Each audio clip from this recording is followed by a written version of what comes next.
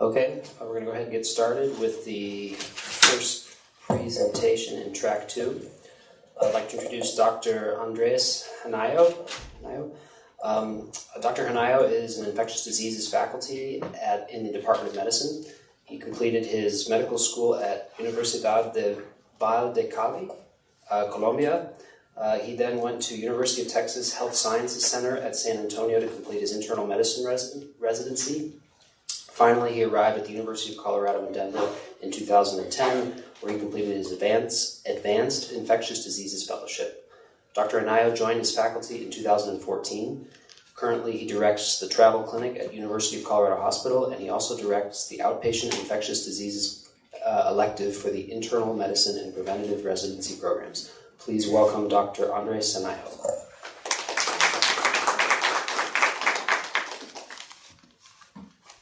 Well, thank you so much for having me. I'm going to talk today about some post-travel illness. As you can imagine, when you talking about post-travel, there is plenty of infectious diseases that you can encounter. We're going to try to go through kind of most common clinical encounters that you will see in people coming back from travel.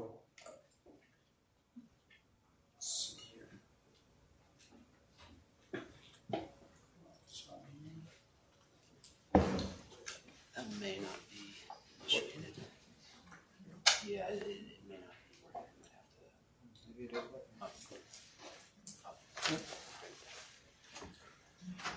Okay, so no conflicts to disclose now.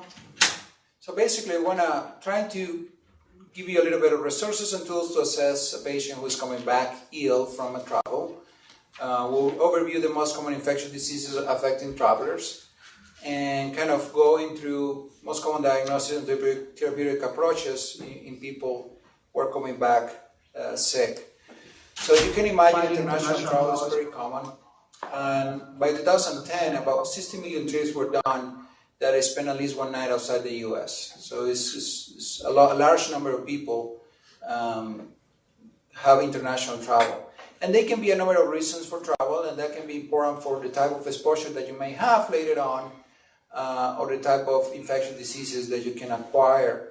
You know, most people go for vacations and pleasures, but there are also people going for work, people going back to visit friends and relatives, and some medical tourism, some people adopting children. As you see, the type of risk may change, but some kind of awareness of the type of risk might be different between the traveler that you are counseling about. So, getting sick abroad is relatively common. There is some reports of people that have some kind of illness when they were traveling, and there is a number between 20 to 60%. And the most common thing that people get when they're abroad, as you can imagine, are diarrhea, kind of respiratory infection, and skin disorders. And there is an estimation that about 4 million people are ill enough that they really need to seek care either when they are abroad or when they're coming back home. So it's a pretty common scenario when you see a traveler having some medical problems. Just to point out, everybody think about infectious diseases as a potential risk when traveling, but what happens more often than not is people with, chronic illnesses, COPD, heart failure, having an exacerbation when they're traveling. Also, motor vehicle accidents is one of the leading causes of death and severe disability among travelers. And so people are more likely to die from an injury than actually from an infectious disease. And so in our travel clinic, we always advise people on, safe kind of traveling tips when they're, driving abroad, because that's kind of important as well in terms of prevention. So how we estimate what people develop abroad, and we have the GeoSentinel network, and there is some centers where they incorporate, type of illnesses that travelers get when they're traveling. And this is kind of a way that we know more or less what are we most likely to encounter. And so you see from this table from 2010, traveler's diarrhea is one of the most common diseases that you're going to see. Malaria, and then some respiratory illnesses including flu, and some mosquito-borne illnesses such as dengue, chikungunya, and whatnot. There is other infections that might be relevant in some cases, but they're not going to be as common. So again, it's important to point out that the trauma is again one of the main leading causes of death among travelers. And so motor vehicle accidents, homicide, drowning, and other trauma-related deaths are very important considerations. When you are talking about infectious diseases, there is a really large variability of what you can get depending on where you're going. And so if you see the table there, malaria, you're obviously going to see more cases in sub-Saharan Africa. Dengue fever, you probably going to see more in Southeast Asia, and so on. So really, when you're assessing a traveler, that destinations, the countries they visited becomes a key for you to be able to narrow a little bit the diagnosis. And the different diseases that you can get will change depending on the type of country they visited. For instance, cutaneous leishmania, you will see it more often in people in South America with some sort of exposures. And just looking at this the other way around, likewise, you will see the different infectious diseases depending on the regions you're going. Again, sub-Saharan Africa becomes an important source for important malaria cases. And then other places like Northern Africa, you will probably see more diarrheal illnesses. All right, I'm going back in here. Okay, I'm gonna, yeah, that's me. So No, we'll I'm move to our first case. We have a 19-year-old man with no significant family history that was visiting Cameroon over the last few weeks. Okay, Upon return to the U.S., he all developed right, then let fever, me log out of rigors, that. headaches, diarrhea, And I'll do nausea, this vomiting one. over the last 5 to 7 days. He appeared ill when you examined him. He had a fever of 39, a little bit of borderline low blood pressure, heart rate of 100. But otherwise, the physical examination was normal. So we're going to move to our first question.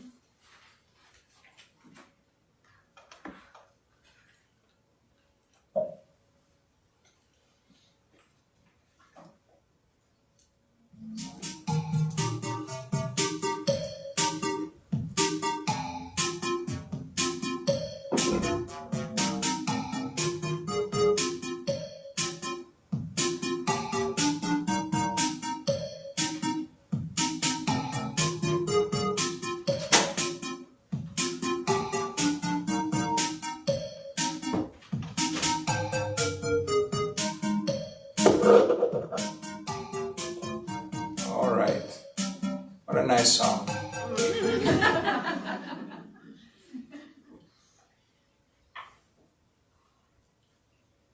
So, which of the following factors would you ask? Countries he visited, type of accommodation he had, sexual contacts, or all the above?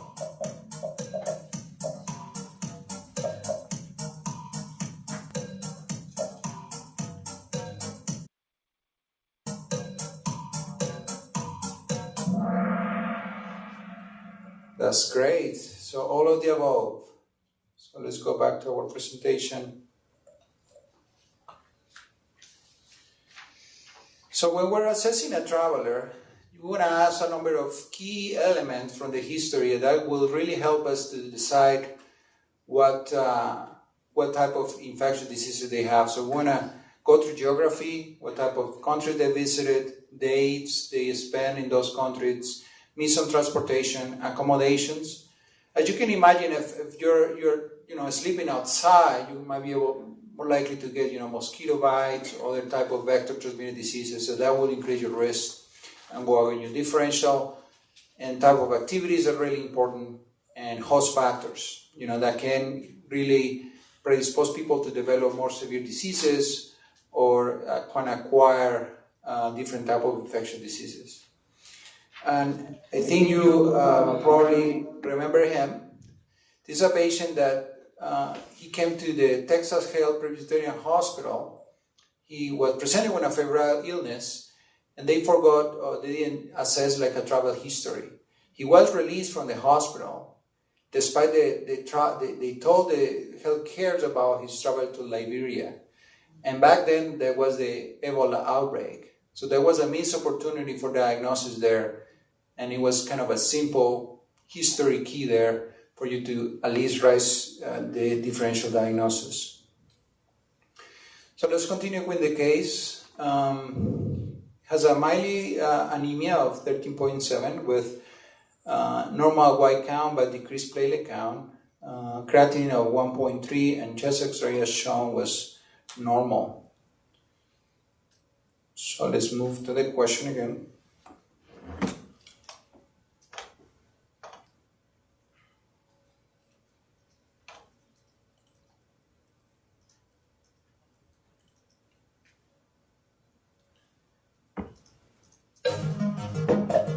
So what other tests you would like to obtain on this patient?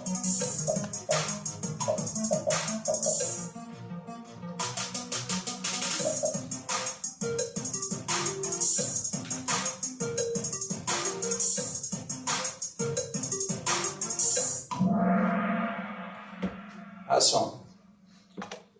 So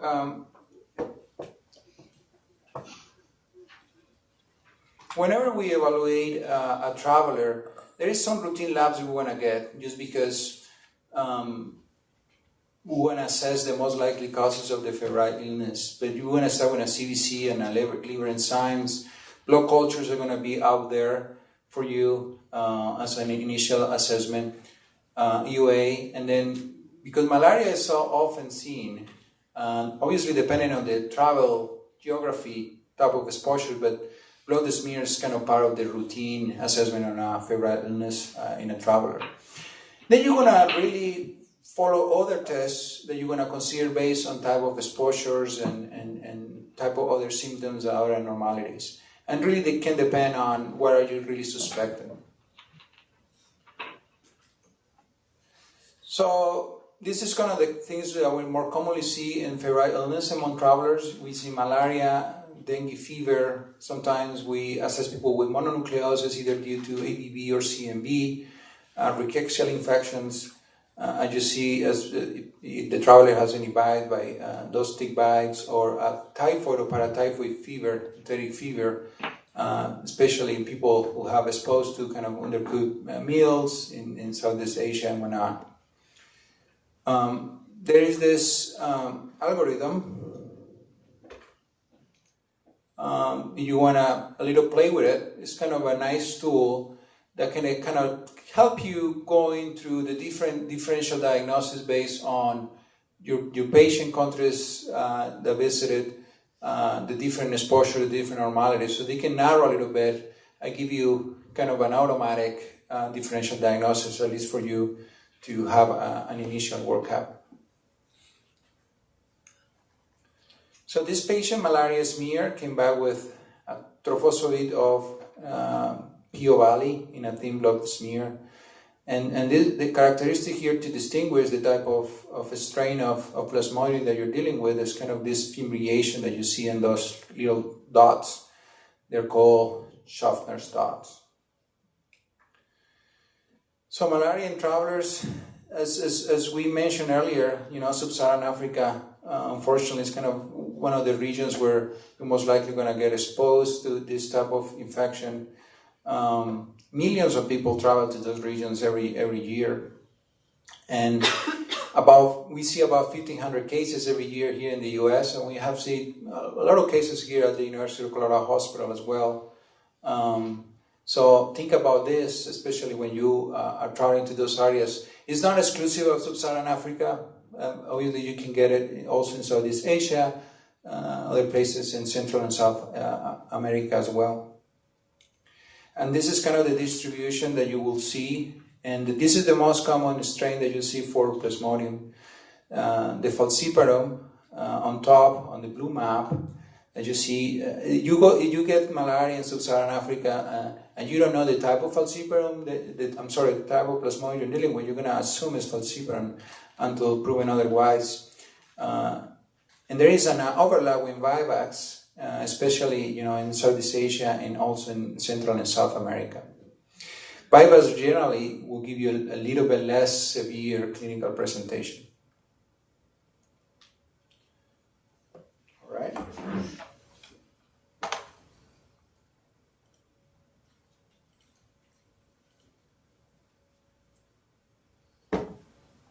So now you know what is the diagnosis, how are you going to treat this patient?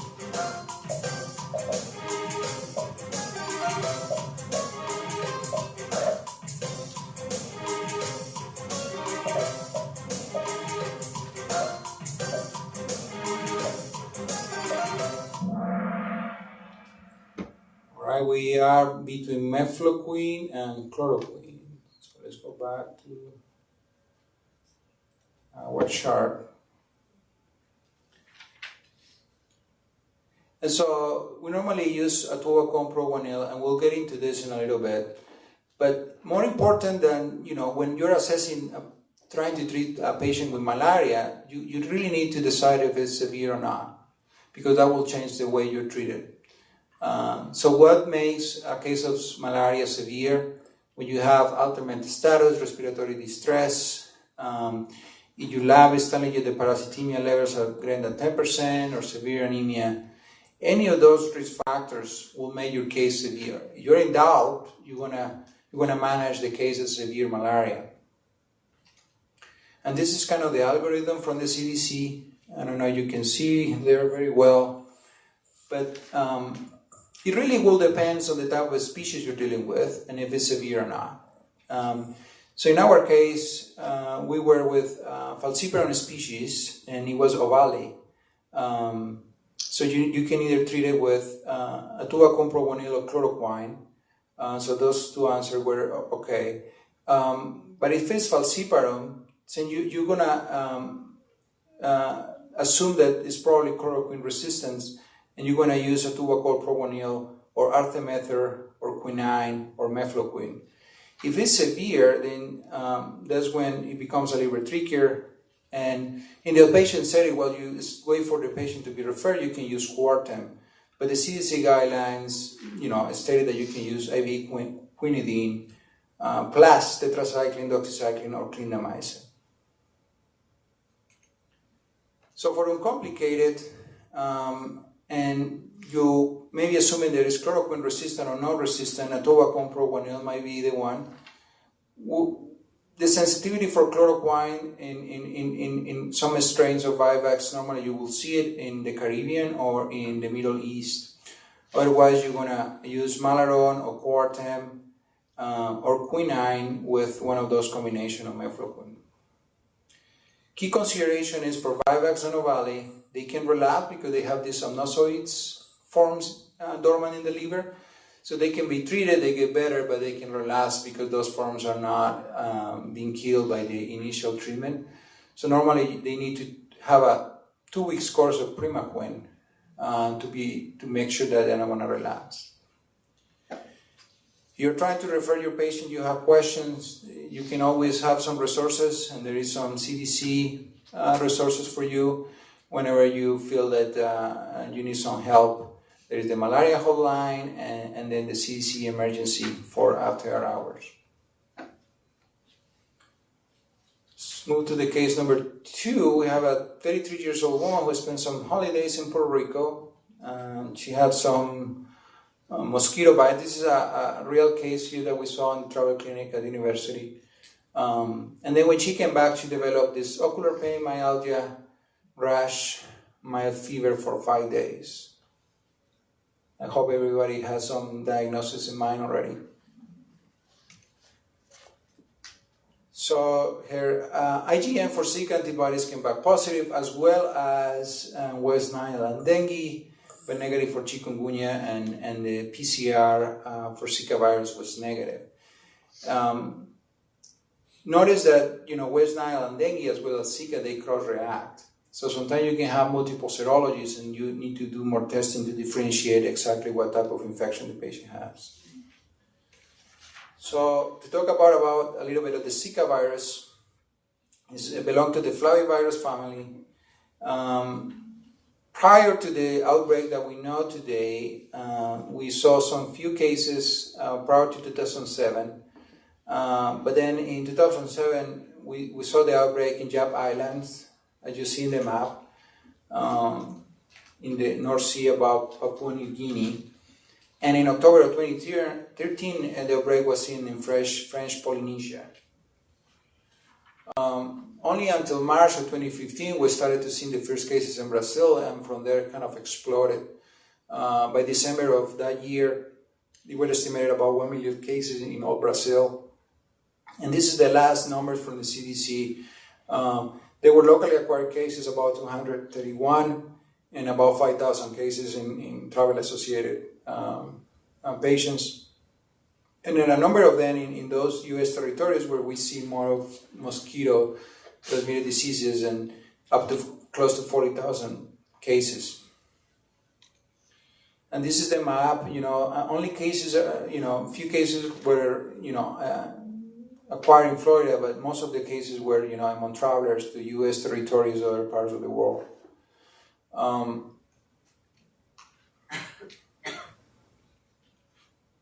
And so, the outbreak, kind of the peak when it was in 2016, we saw some activity in 2017, and now in 2018, we have seen a substantial decrease in cases of Zika.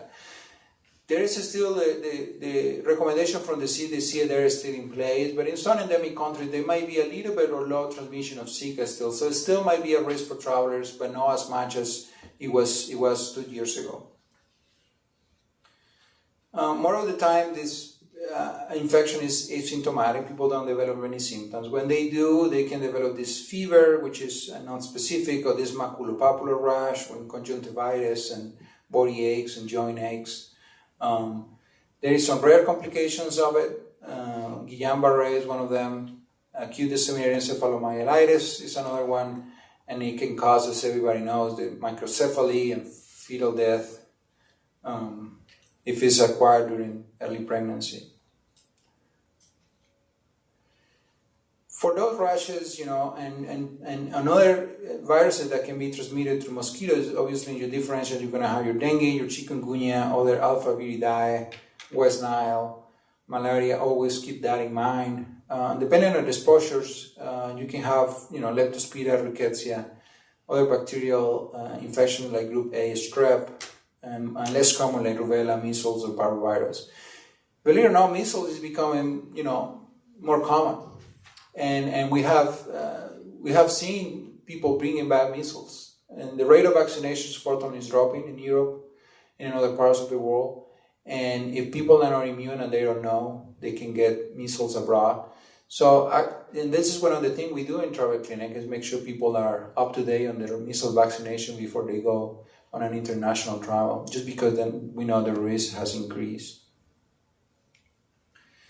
And the recommendation from the CDC for Zika still applies, although, like I said, the transmission now is pretty low. So you might want to individualize the risk of people going to those areas. But this is in purple, the areas where we still feel there is some transmission. And really depends on the altitude or the city that you're visiting, because if it's high altitude, the mosquitoes are not going to be there. So it really depends on where you're going within the country. If any questions about the Zika updates, the outbreak was developing and there were new updates coming from the CDC.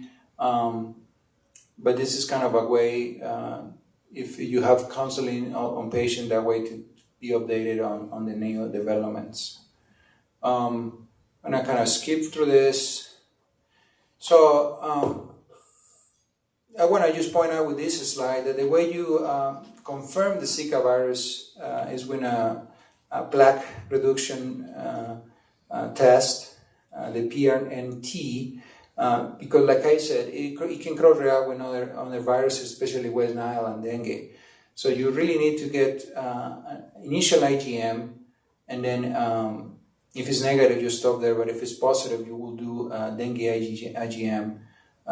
If it's positive, so you have two virus serologies positive, then you will do the plaque reduction to decide which of the viruses the one you're dealing with.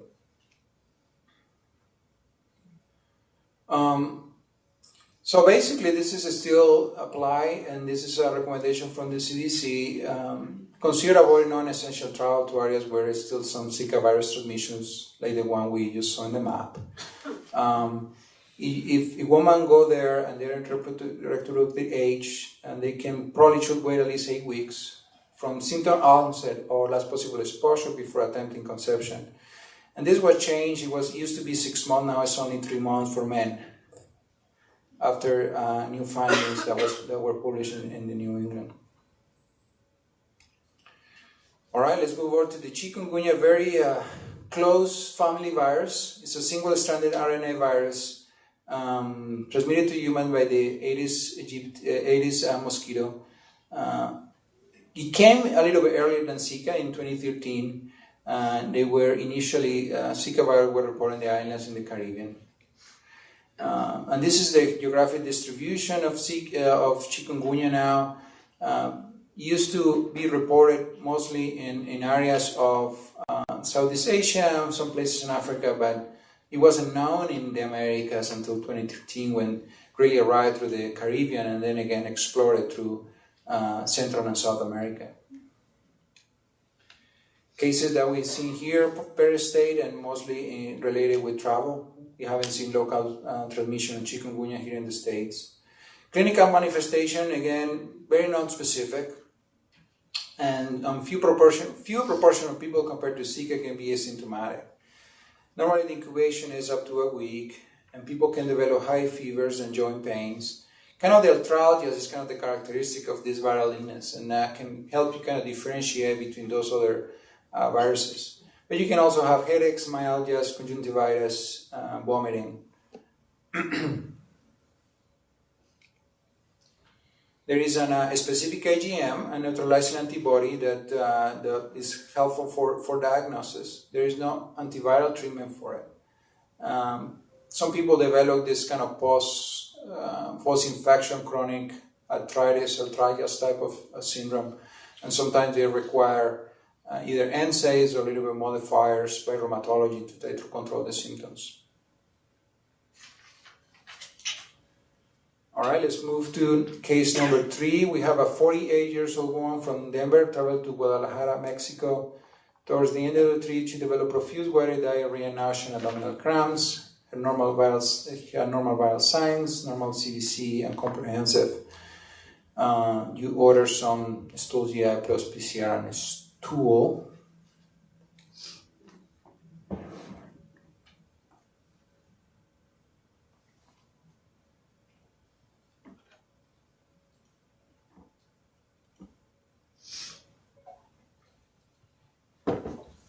I want you to think about what could have prevented this infection in this traveler.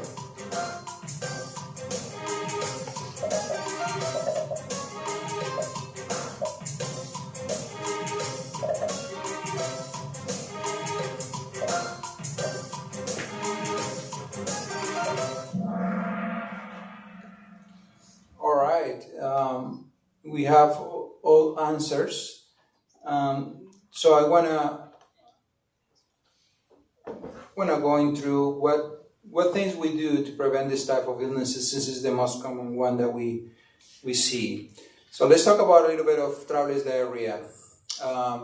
It's the most predictable one. If you're gonna travel, this is probably where you're gonna get some diarrhea, and it's pretty common. The attack rates can range from 30 to 70%. Bacterial pathogens are more predominantly one, in 80 to 90% of the cases. So preventing things, you can do is, food recommendation, how you handle the food, something that you can boil, cook, or peel. Otherwise, you don't want to try it.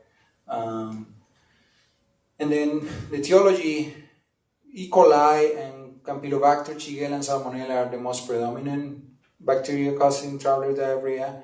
But you can still have some viruses such as rotavirus, astrovirus, and hepatitis A. Parasites, probably a little bit less common, but among the ones that cause the traveler's diarrhea, Giardia probably is one of the most common ones. The risk really depends on where you're going. you see you're traveling to Europe or Australia, your risk is probably low. But you're going to South America, Africa, or Asia, probably your risk goes up. Younger travelers might be a high risk just because they might be a little bit adventurous in their diets. And there is some seasonality as well in terms of when you can get the diarrhea. The symptoms are pretty self-explanatory. You can develop some abdominal pain. The diarrhea can be bloody or not. Vomiting can be a characteristic of noroviruses, and dyspepsia. Normally, if it goes untreated in a healthy host, you might be able to resolve it in 3 to 7 days. If it's a viral diarrhea, it resolves quicker, in 2 to 3 days. Normally, the protozoal or parasitic diarrhea is the one that lasts for weeks, and that's the one you might be able to see when travelers are coming back to seek for care after they are coming back from a traveler, just because this is the one that normally persists a little bit more and doesn't respond to those empiric treatments with antibiotics. So you're going to do a fluid replacement. It's the most important key in any diarrhea illness. First line is going to include your fluoroquinolones, such as Cipro, levofloxacin. And normally in the travel clinic, we prefer to use the single dose because that's probably equally effective and decrease the amount of exposure to antibiotics. As alternative, you can do azithromycin. If people are coming back from Southeast Asia or they're going to Southeast Asia, normally prescribe azithromycin as a first line just because the Campylobacter resistance to ciprofloxacin or quinolones is pretty high.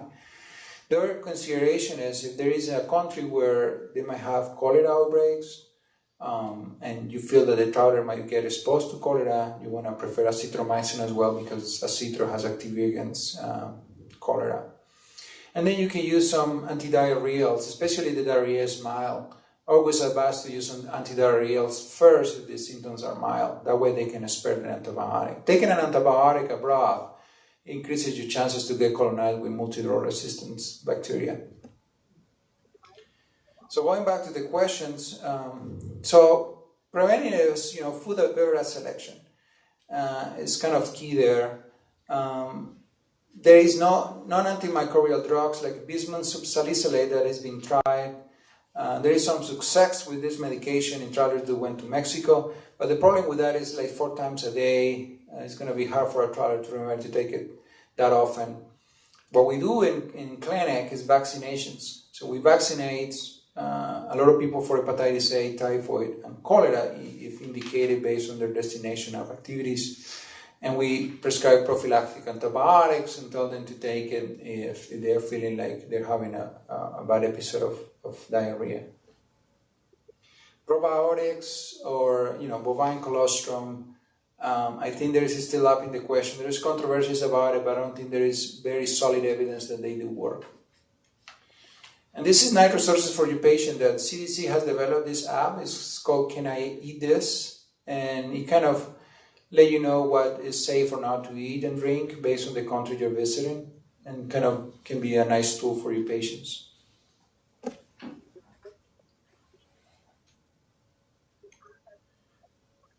All right, let's move on to the case number 4. We have a 33 years old man brought to the ED with a lesion like you see in the picture for 4 weeks.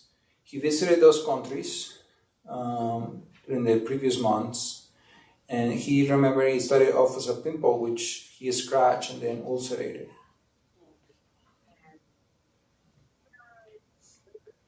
And so the lesion was biopsy. And as you see it inside the macrophage, you see some amastigotes consistent with leishmania. So let's talk about the skin lesions in returning traveler. So this is, as we discussed before, is kind of the thing you're going to encounter a little bit commonly after diarrhea illnesses. So the 30% of the diagnostic travelers, you can have cutaneous larva migrans, insect bites, or bacterial infections. One nice way to kind of help you with the differential is kind of going through the type of lesion you're dealing with. And so you want to really decide if your lesion is papular or ulcerative, if it was an exposed area versus non-exposed, and you want to get a history about type of exposure that will help you kind of decide what type of lesion you're dealing with and any associated systemic symptoms. So let's start with papular lesions. We have insect bites, pretty common, and the other one is onchocerciasis. Anybody knows what onchocerciasis is? So onchocerciasis may occur in long-stay travelers living in groups of Sub-Saharan Africa. I'll show you the map there. And it's transmitted by the black flies. The parasite is named Onchocerca volvulus. So the people more at risk of carrying this disease are people who live near streams of rivers. Normally treated with ivermectin, but it can give you kind of a little bit of a rash, as seen in the picture below.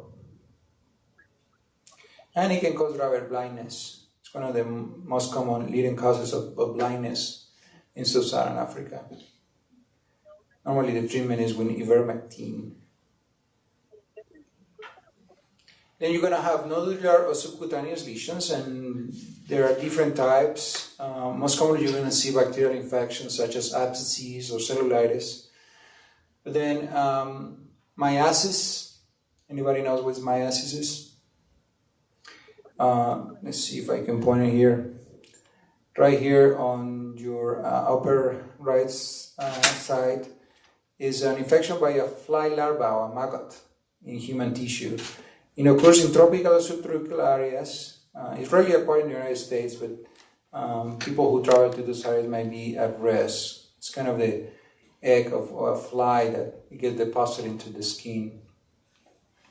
In a similar way here, on your left is tungiasis, which is caused by Tunga penetrans. It's also a parasitic insect. The smallest flea on earth is only 1 millimeter, but they can penetrate the skin and cause that type of lesion. It is native to Central and South America, and I think it's been introduced by humans to Sub-Saharan Africa. You see here in the eye, Loa loa. It's also called the African eye worm, and it's caused by the worm Loa loa. It's endemic in Central and West Africa, and it can be manifested by subcutaneous nodules and the eye worm, which is pretty characteristic. And finally, nastomysiasis here is also another nematode, primarily in Southeast Asia and less commonly in Africa and Latin America. Can result from eating undercooked or raw freshwater fish. They can experience this transient migratory subcutaneous pruritic or painful swelling that may occur weeks or even years after exposure. And the symptoms are due to the migration of the worm through the body. And they can actually go all the way to the brain and cause eosinophilic meningitis. And this is one of the few causes of eosinophilic meningitis.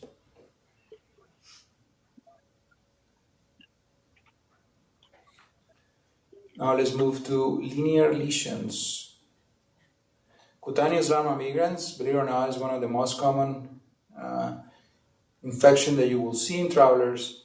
And it's only a skin infection when the larva stage of the dog or cat hookworm. It's called Acylostoma brasiliensis. Manifests as an extremely pruritic, serpiginous linear lesion that advances in the epidermis of the skin relatively slowly. It's transmitted when the skin gets in contact with contaminated soil or sand. You will see in the Caribbean, Africa, Asia, and South America. Beaches where domestic animals may roam are a common source of infections. It can occur in short-term travelers. Anybody want to guess what is the treatment for this one? It's good because it's nothing. The larvae usually die after 5 to 6 weeks. So you want to just treat some topically, although you can give albendazole. Ivermectin has been tried also, but it hasn't been approved for this indication. Now, continue with the linear lesion. We're going to see some lymphocutaneous lesions. that you don't see on this one. Anybody want to guess what is this?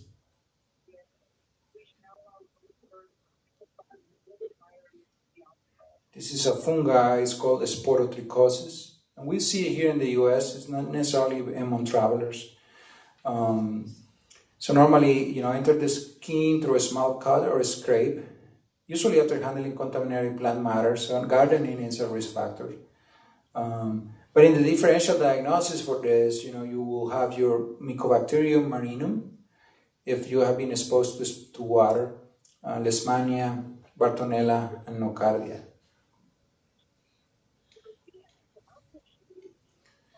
And this is pretty common. It's not an infection, but it's called phytophthorodermatitis. It's an interaction of natural sorolens, most commonly from spilled lime juice, and ultraviolet radiation from the sun. In Mexico, they call it the corona rash, because you're handling your corona, and then the lime gets spilled on your skin, and you're on the sun, so you can get that type of reaction.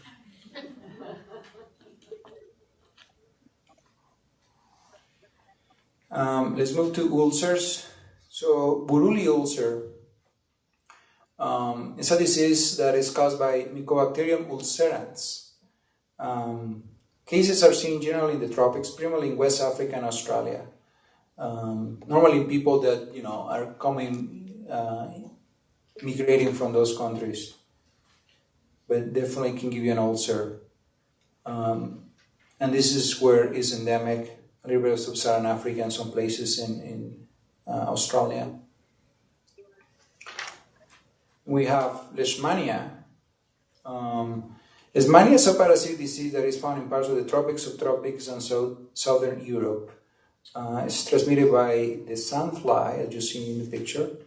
And there is different forms. We have cutaneous forms, mucocutaneous, and visceral forms. And really depending on the strain or the type of exposure that you had. This is kind of the map for Leishmania, kind of the places we see, and the difference between the regions when you see more visceral versus cutaneous or mucocutaneous. It affects a lot of people.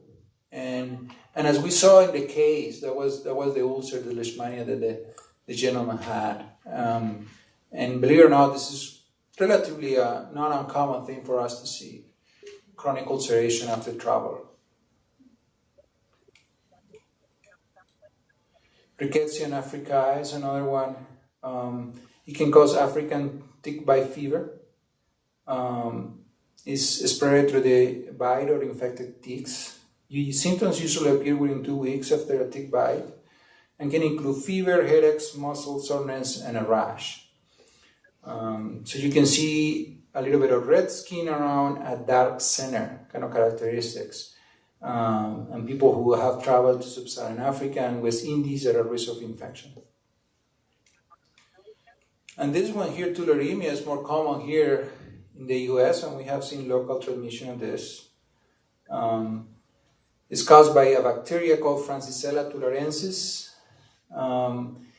It can be rabbits and rodents are especially susceptible. And humans can become infected through different routes. So you can get a tick or deer-fly bite. You can get in a skin contact with infected animals, or ingestion of those contaminated water, or inhalation from contaminated aerosols or dust. And this is where we see tularemia, so we see it here in the United States. But there's something to consider in people, especially traveling to China and some regions in Northern Europe. I think we're moving to our last case. We are 45 years old, HIV positive male nurse who traveled to Botswana to work in a rural clinic with humanitarian group for 6 weeks. Had no illness while there or upon return. But 4 months later, he had a TB test done for work, and that became positive. He had a previous negative test 1 year prior.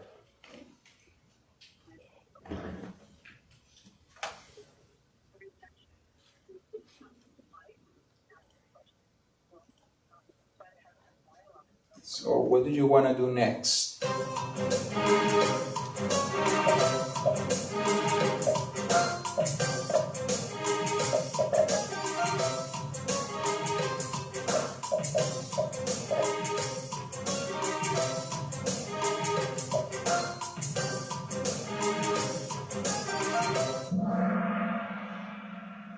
Excellent.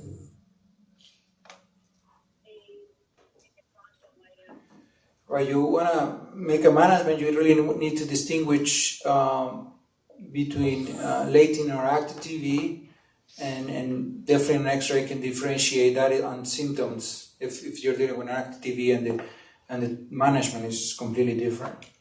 So a little bit of an overview of tuberculosis. It's a pretty devastating disease and it causes a lot of burden around the globe. There is estimated 9 million new cases of TB and 1.3 million people died of TB infection every year. And as you see, kind of tracks also the HIV epidemic. So Sub-Saharan Africa, definitely they have a high burden of disease. And some places in South America and as well as in Southeast Asia. It's a slow growing acid-fast bacterium. So, before traveling, and people who especially are going to be in healthcare, that you wonder they might have an increased risk for exposure, or they're going to visit in correction facilities or homeless shelters or providing some form of healthcare, or maybe spending a long time in those countries. You can either do the tuberculin skin test or interferon gamma release assays such as the quantiferon or the TB spot before departure. That way, if they get exposed, you have at least a baseline when they are coming back. If they're negative, you normally want to repeat the test about 8 to 10 weeks after they're back. That way, they will give you enough for the test to become reactive if they were exposed during the travel. How it's presented, pneumonia is the most common presentation for tuberculosis, about 70 to 80%. Extrapulmonary TB becomes a diagnostic challenge. It's going to be difficult, but the two places that you're going to think about extrapulmonary involvement is going to be your lymph nodes and your pleura. So people with this indolent systemic symptoms and some pleural effusion, you might want to think about this. In that order, also bones and joints might be another place, although TB can infect any part of the body. And the risk of progression obviously is higher in people who are immunosuppressed, especially people with HIV not receiving antiretroviral therapy. Diagnosis, normally you have two ways. One is doing smears and cultures, although the yield might not be very high in some circumstances, especially the burden of disease is not that high. You can also get some nucleic acid amplification tests that you can do in some fluid samples, and that can really help you kind of come up with the diagnosis.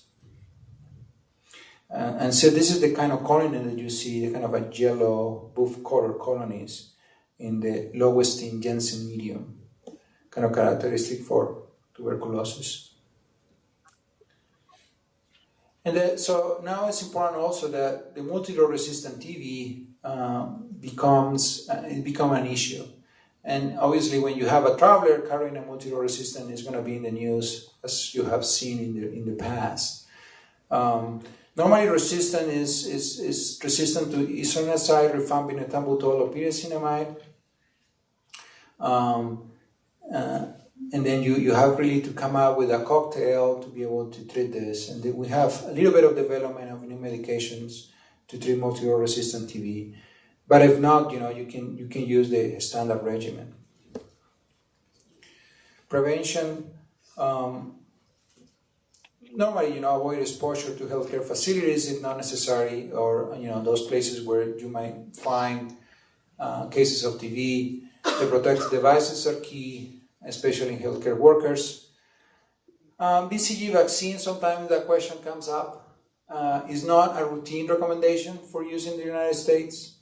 There is some experts that recommend the vaccination for healthcare workers that might be exposed to MDR or XDR TB in settings where TB infection control measures are limited. But there is some ongoing research to see that in reality it helps. And avoid eating or drinking unpasteurized dairy products.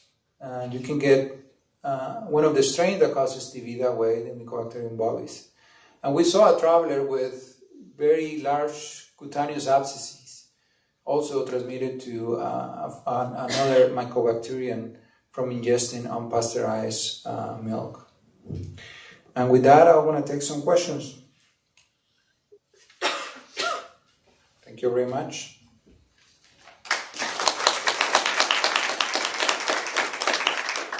I have a question. Yep.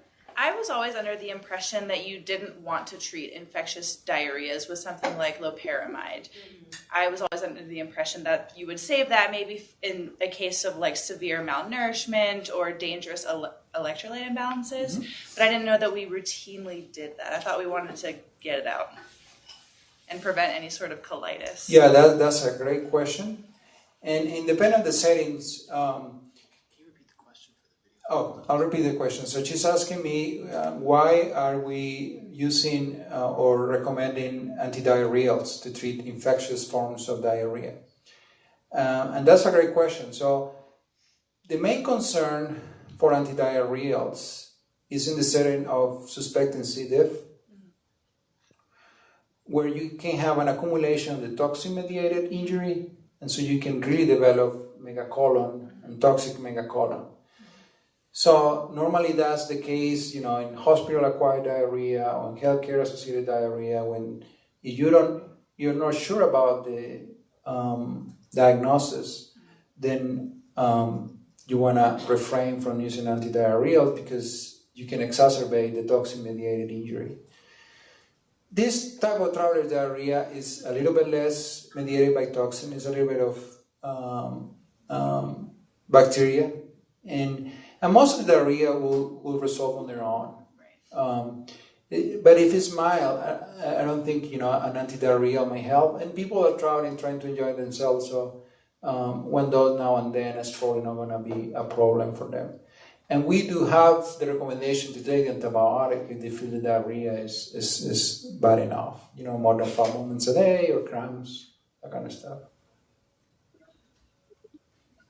Yep. Thank you for that wonderful talk. I have a question, 2 questions. Well, a statement first. In our travel clinic at the VA, we talk about rabies, especially in China, since I think there were 2,000 or 3,000 cases of rabies that people die of every year, and so we tell them, please don't touch cats and dogs and other things.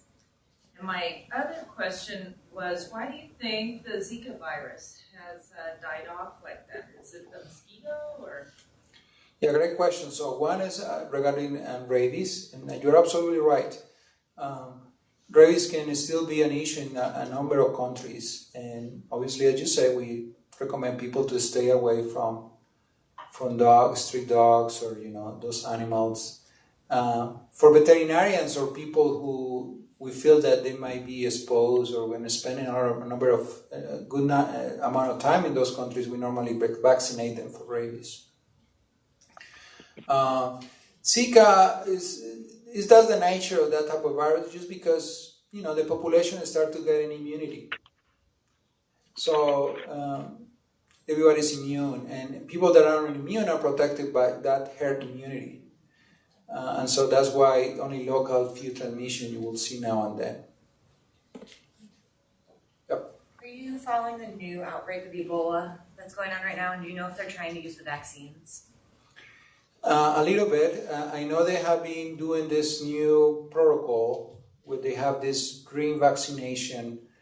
They're trying to develop a geographic area, and it sounds like they might have been successful in some degree for that vaccine, but I'm not very aware of the specifics of that.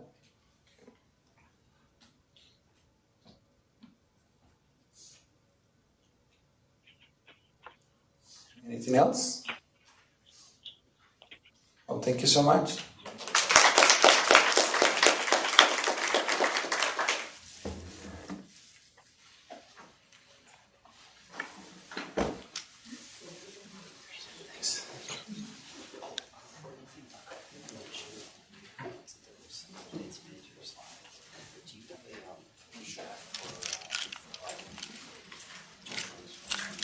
We're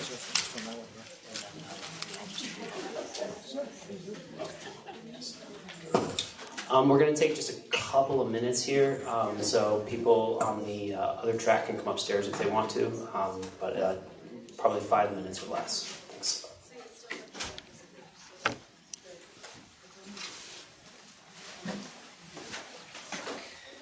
Is it saved on the desktop? It's open. Or you can just email me or whatever works for you. Well, it's here. I don't know where it's here. Oh, okay. Yeah, I'll just put it on my laptop.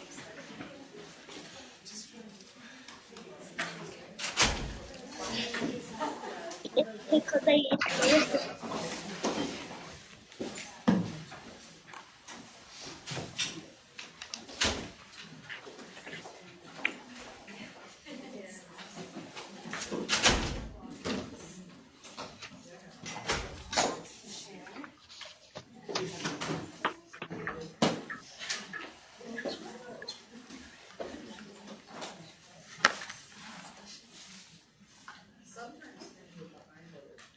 Oh, you're on this one, right?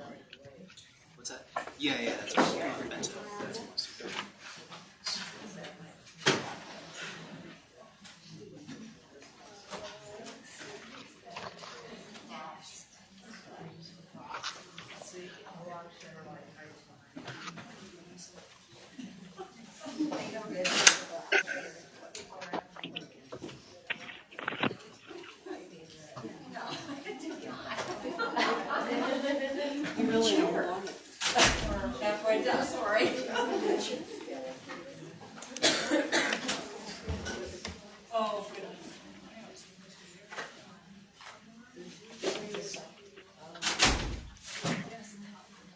It's okay if I snag one of these.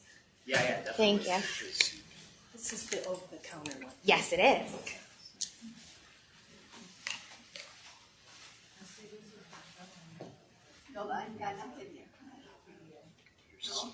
Not cooperating.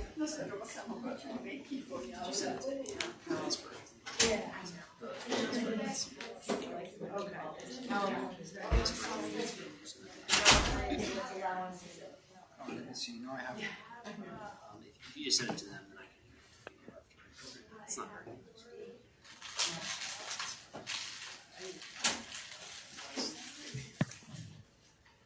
It wasn't loading there. Yeah, Okay. I can get it. Thanks again. Can you tell me where this goes? I just have an updated version. Right there on the white. Oh, never would have guessed that. Thank you.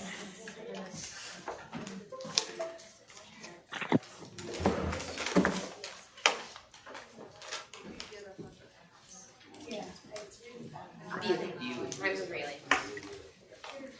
But no big deal if you mispronounce it. Well, I should It's get happened it my now. whole life. Told me twice. No, it's fine.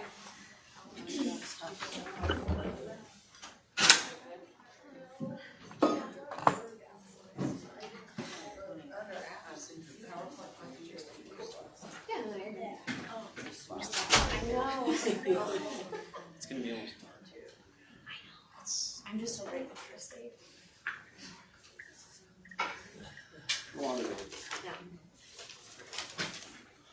All right, we want to stay on time, so I'm going to introduce our last speaker. Dr. Lauren Bealey is a clinical associate professor of pharmacy practice at the University of Wyoming School of Pharmacy. She graduated with her PharmD from the University of Georgia College of Pharmacy. Then she pursued a PGY1 pharmacy practice residency at St. Luke's Episcopal Hospital in Houston, Texas. There, she fell in love with infectious diseases and completed a PGY2 specialty residency in infectious disease pharmacotherapy at University of Houston College of Pharmacy and MD Anderson. Within the School of Pharmacy curriculum, she primarily teaches infectious diseases topics in addition to other related to inpatient medicine. Her areas of interest include infectious diseases, active learning, acute management of family medicine patients, and the medically underserved. Bugs and drugs are her favorite thing to talk about, so she is excited to be here. Please welcome Dr. Lauren Bealey.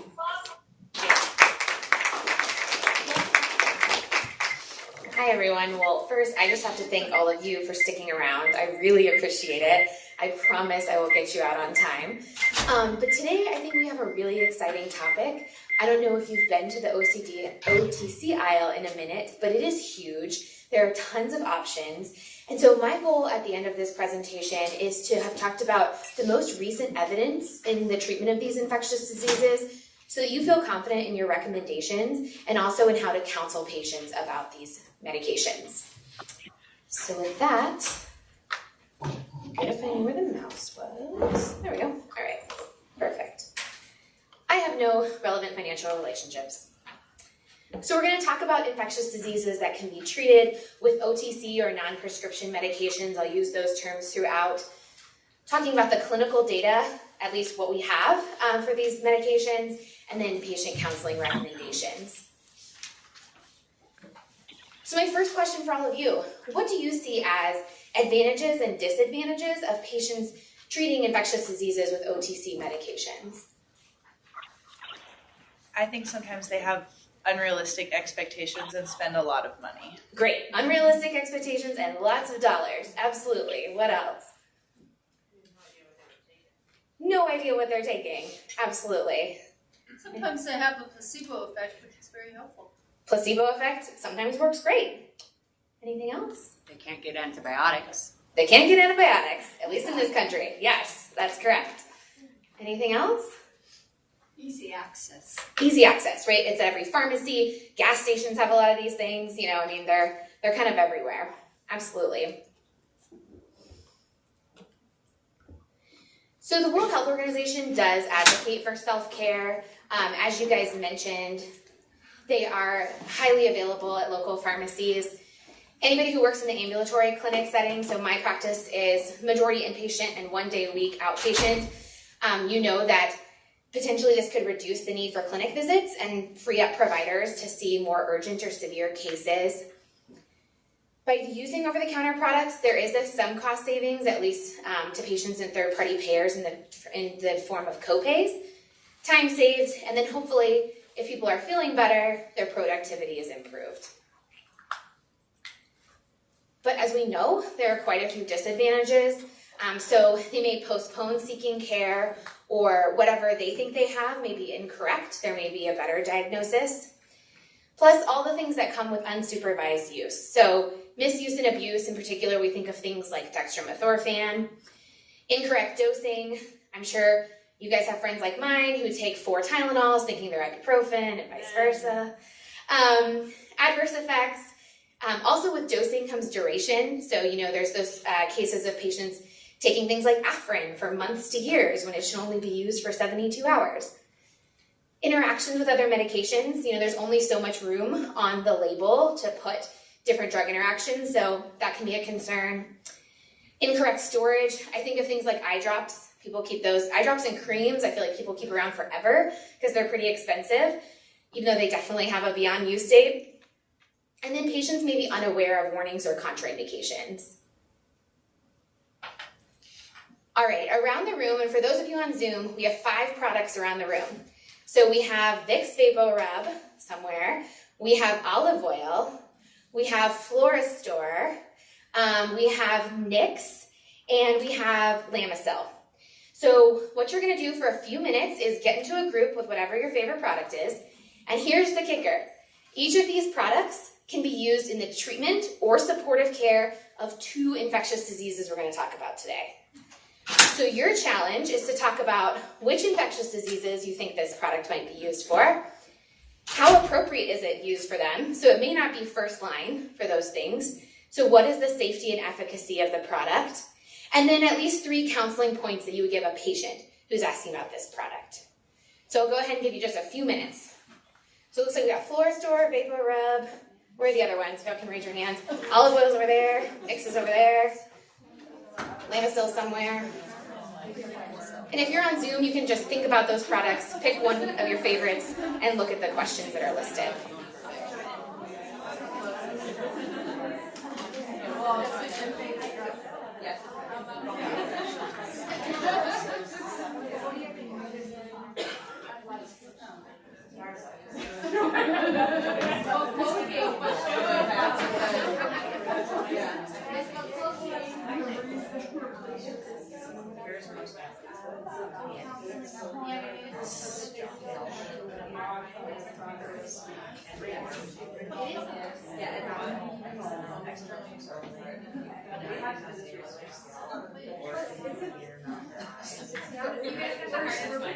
I know, it's so fun.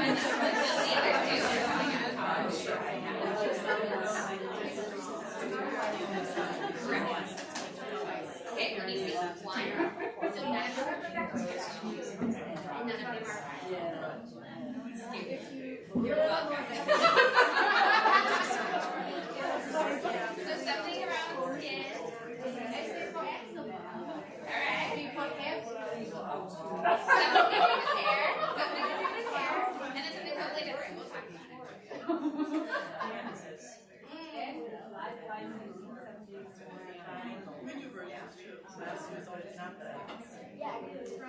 These are all the inactive. Yeah, that's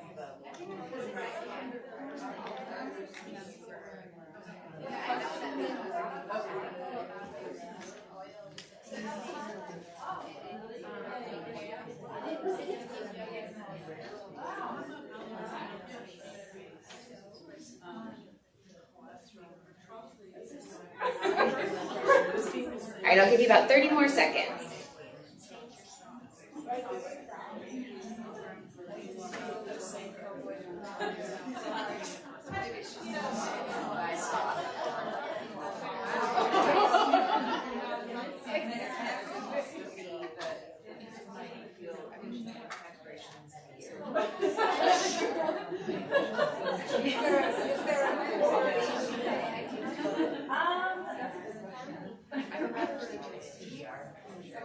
All right, so it sounds like you guys are as excited about OTC products as I am.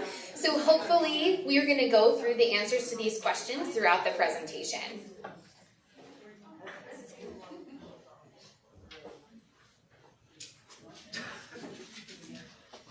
So we're going to start with our biggest topic, which is upper respiratory tract infections.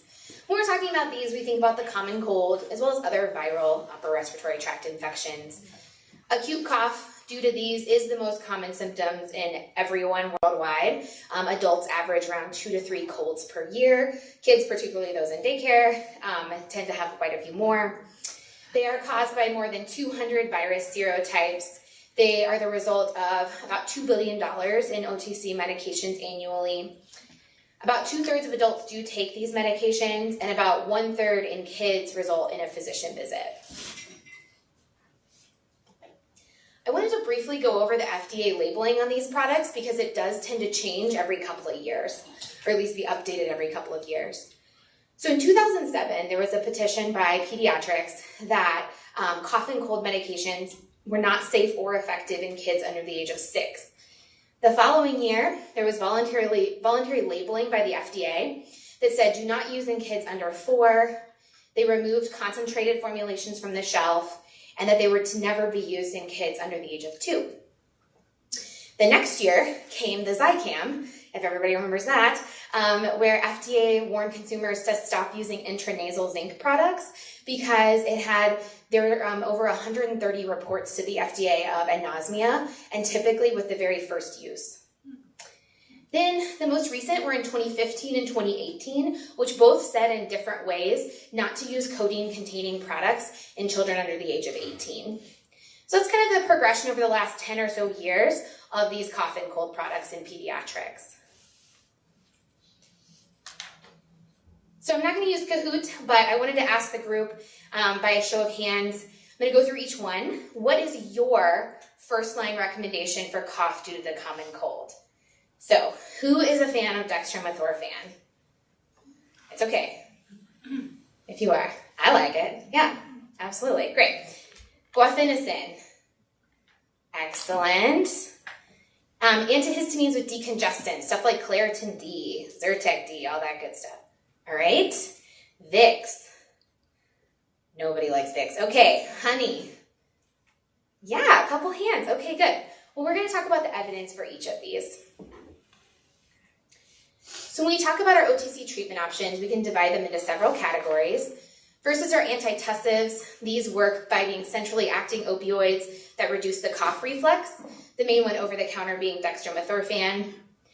Our expectorants are things that lead to increased mucus production, making secretions easier to remove, such as guaifenesin.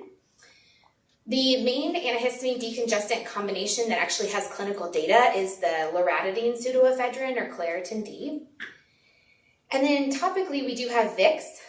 We don't know exactly how it works, but we think that menthol may improve the nasal sensation of airflow, leading to increased sleep. So that's kind of the proposed mechanism. So the Vicks group, did you guys get common cold, cough as an indication? Fabulous. Okay. Luckily, CHEST just updated their guidelines last year for cough due to common cold. It's a really easy to read guideline. I recommend it if you do, work in the primary care setting and see a lot of this. It's really straightforward. But their main take-home point is that they suggest against the use of any OTC cough and cold medicines or combination products. And they say because of insufficient evidence of efficacy. So they don't like any of them. We're going to go into more detail on that. They also suggest against the use of NSAIDs for cough, and as we know, in most of the combination products, NSAIDs or acetaminophen are a component. In pediatric patients who are at least a year old, they suggest that honey may actually more offer relief for cough symptoms than nothing, diphenhydramine, or placebo. They make no recommendations for zinc lozenges. We're going to talk about those, as well as any of the other products that are listed here.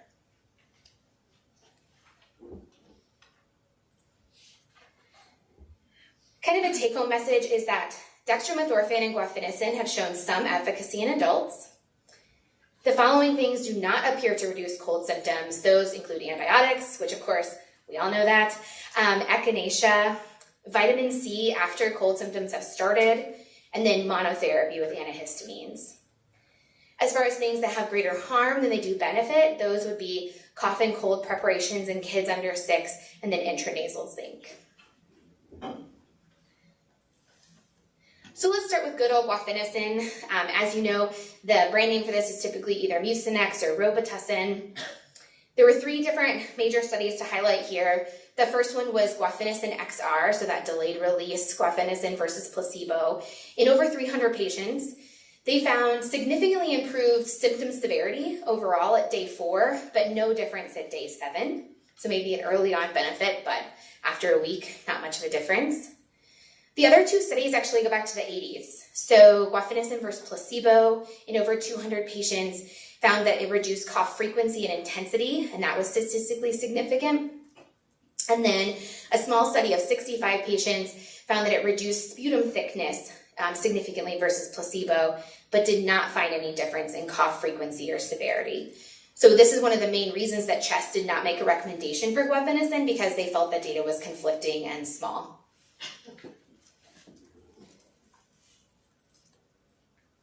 When it comes to dextromethorphan, there were 3 studies that were combined in a review, and in about 450 adults, dextromethorphan was preferred to placebo in cough counts as well as visual analog scales.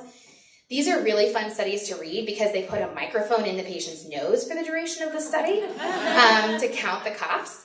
And what they found is that it reduced bouts of coughing, about 8 to 10 of them every 30 minutes. So pretty significant there.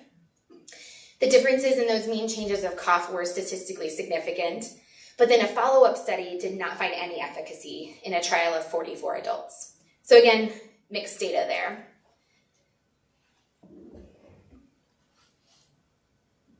When it comes to Vicks, which is really just camphor, menthol, and eucalyptus in petrolatum, there was a study where they compared Vicks to petrolatum.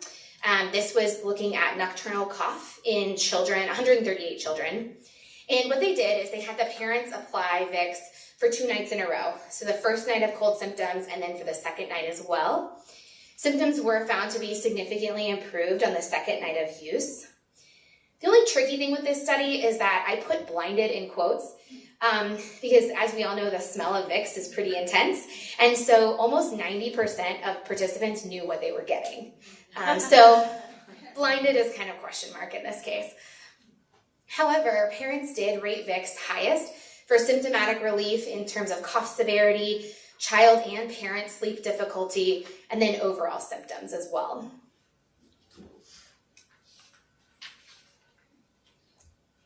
There are a lot of studies on antihistamines. So I looked into a Cochrane review.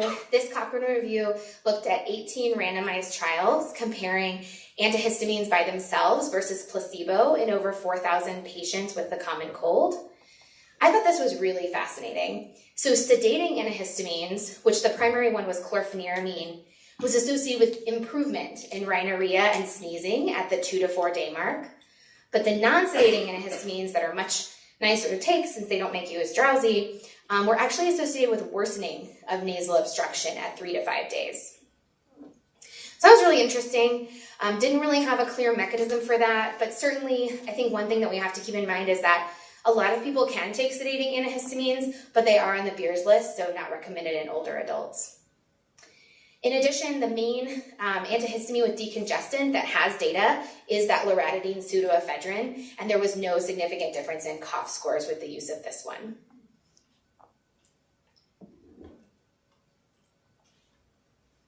We're going to talk about zinc because the guidelines didn't, and I think it's really fascinating.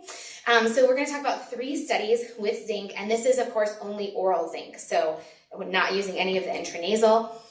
So the first study was in 1998, looking at about 100 patients. They did find a significant difference in duration of symptoms versus placebo, so almost 4 days versus 5 days. In the year 2000, there was a small study of 48 patients who also found reduction in the duration and severity of symptoms that was significant, again, around 4.5 days versus 8 days. And then in 2008, there was a study of 50 patients with a significant reduction in duration of cold symptoms versus placebo, 2 days versus 5 days. So a couple things to think about with zinc, oral zinc. The syrup and the lozenges tend to be better tolerated than the tablets. These are the tablets up here in the top right corner. One of the brands is Cold-Ease. Although they still taste quite unpleasant. So that's one of the questions with these studies is, were they really blinded and were patients actually adherent? If you look at, for example, the information on Cold-Ease, the recommendation is to take 1 lozenge every 2 to 4 hours as needed for symptoms. And so this is quite frequent to be taking something that doesn't taste very good. However, zinc lozenges, when you have a cumulative dose of at least 75 milligrams a day, given within 24 hours of symptom onset, may reduce the duration of cold symptoms based on this data. Zinc lozenges are not recommended in pediatrics, and again, they're not recommended by CHEST due to weak evidence.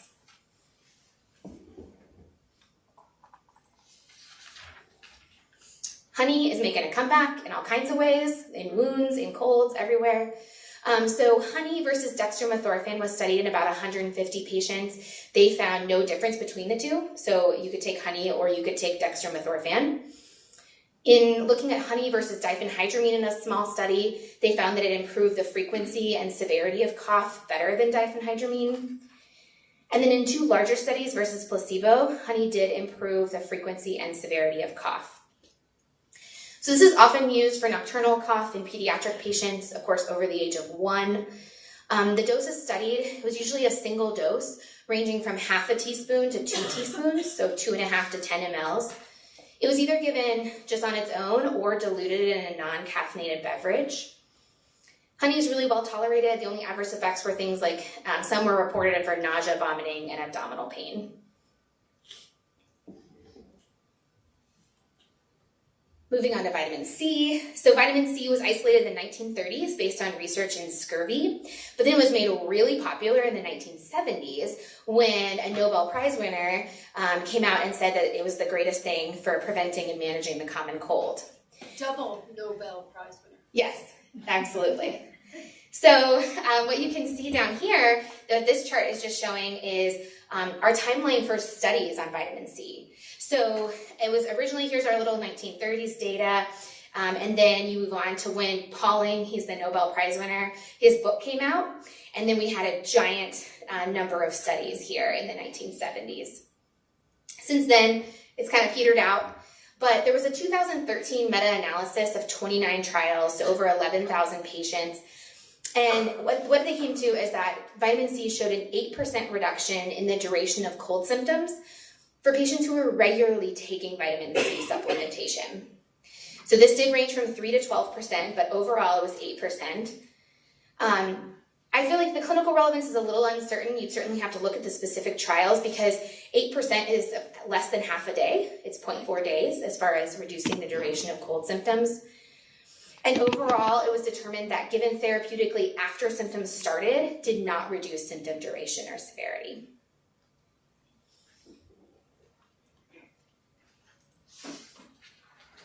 We can't talk about the cold without talking about echinacea. So in looking at echinacea, there were 24 randomized trials looking at echinacea versus placebo for the common cold. There were 4 trials that did not demonstrate a reduction of the duration of symptoms. Severity scores at 2 to 4 days were significantly reduced in 2 trials, and then at 5 to 10 days in 4 of the trials. It was really well tolerated. There was no significant difference compared to placebo. One thing just to consider from a pharmacy standpoint is that even with short-term use, echinacea does have some drug interactions, in particular for patients who are taking our highly interactive antipsychotic and antidepressant medications. The other thing that people use echinacea for is for preventing the common cold. So I thought this was a really neat review that was published in 2015. The authors decided to look at lots of different studies for the prevention of common cold using echinacea. And what you can see on the left is that they used a wide variety of echinacea products. So juice, extract, root, all kinds of things. And what's interesting is that many of the individual studies did not show a significant difference in preventing the common cold. But together, what they found was an overall relative risk of 0.83. So in patients who were taking echinacea to prevent the common cold, it did reduce the risk for getting the common cold.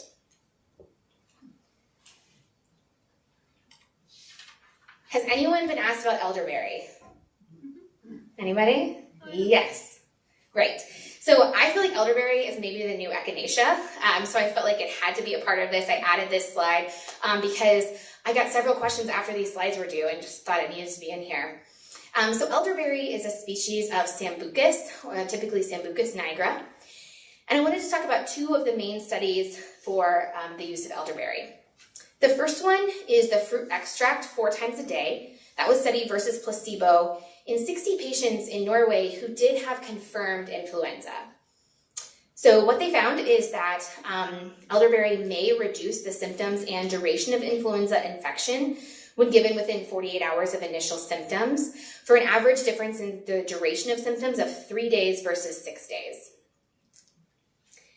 The next study was a smaller one, about the same size, 64 patients. Again, looking at a lozenge. This one was also 4 times a day, and they only did it for 2 days, starting within 24 hours of initial symptoms versus placebo. These patients were not confirmed flu, but they were having flu-like symptoms. And it was also found to improve flu-like symptoms compared to placebo at 48 hours.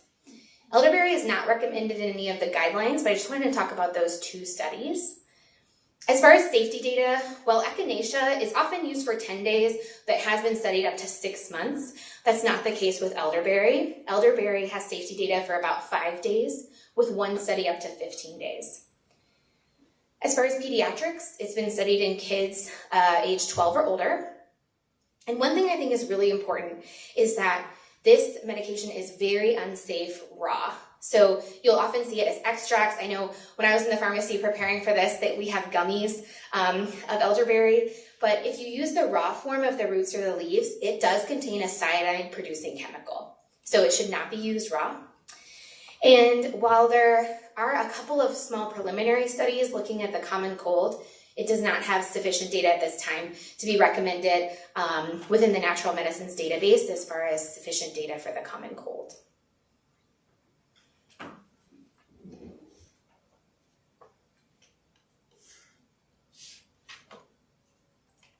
The next one that I think tends to fly off the shelves this time of year is airborne.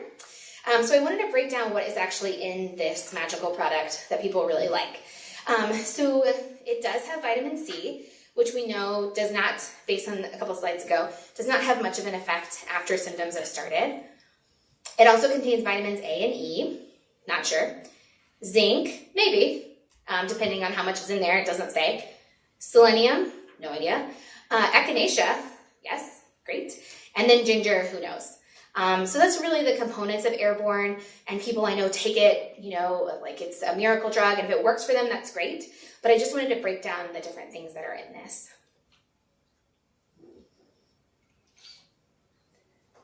The last thing is just looking at data for our supportive care for upper respiratory tract infection. These studies were interesting. There was a study of roughly 150 patients looking at humidified air, so just using a humidifier versus regular air. And they did find a decreased rate of persistent symptoms with a number needed to treat of between 3 and 9. There was looking at saline nasal spray, so I know that's a common recommendation, versus just control in about 100 patients. They found no significant difference between groups in average days to feeling well. Looking at NSAIDs versus placebo, there was a meta-analysis of over 1,000 patients. It did reduce headache, muscle pain, and ear pain, but no difference in overall symptoms. And then looking at acetaminophen versus placebo, there was a review that really had conflicting evidence as to whether or not it improved headache, malaise, and achiness, which is why these bottom two in particular were not endorsed by CHEST.